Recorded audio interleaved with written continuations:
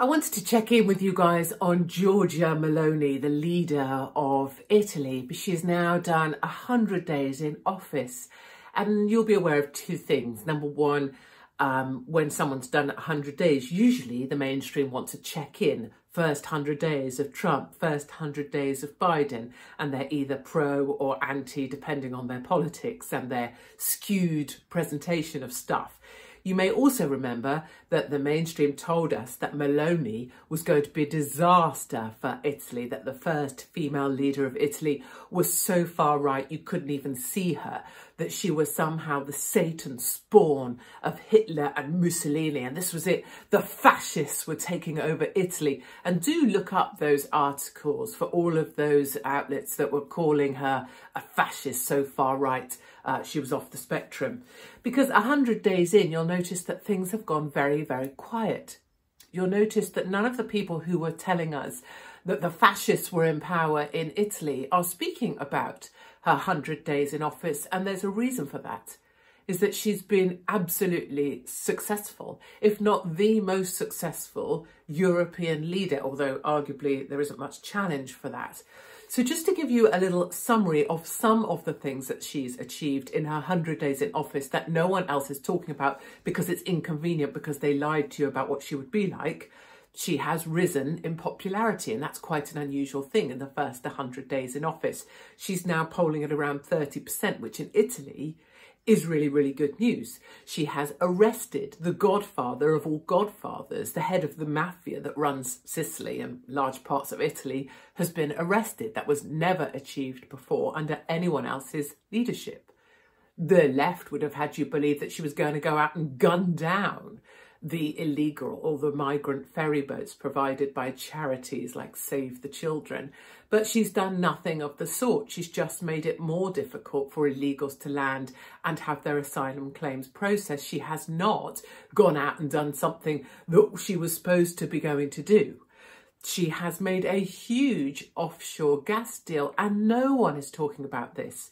So she has signed an $8 billion offshore gas production deal with Libya. So she has reduced Italy's reliance on Russian gas from 40% to 10%, signed a massive energy deal when no other European leader has any answers whatsoever, and enhanced her relationship with Libya, which means good news for illegals, because a better relationship means fewer illegals will be let go off the coast of Libya. This has been an enormous thing, but no one has acknowledged it. She's also enhanced her relationship for now with the EU. The leftists were saying that she would be so far right that she would immediately kind of destroy any kind of relationship with the EU, whereas actually Giorgia Meloni has met with Ursula von der Leyen, she's met with Macron, what use that is, who knows, and the German Chancellor, and she has secured the largest amount of funding from the EU than any other state in Europe for her people in Italy. And no one's talking about that. She was also supposed to be banning abortion, right? So she's worse than Trump. Just watch, she'll ban abortion in Italy because that's the sort of fascist she is. Well, nothing of the sort has happened. In fact, the reason you cannot really access an abortion easily in Italy is just because gynecologists in Italy, because of the people they are morally opposed to it. So 66% nationally of gynecologists in Italy refuse to conduct abortions. They're conscientious objectors to it. They don't want to do it, and that rises to 70% elsewhere. So that has nothing to do with Meloni. She has not risen that figure at all. And most impressively, for some of us who are watching carefully, is she has just come out and drafted a law that bans any kind of fake meat made out of pulverised insects from Italy.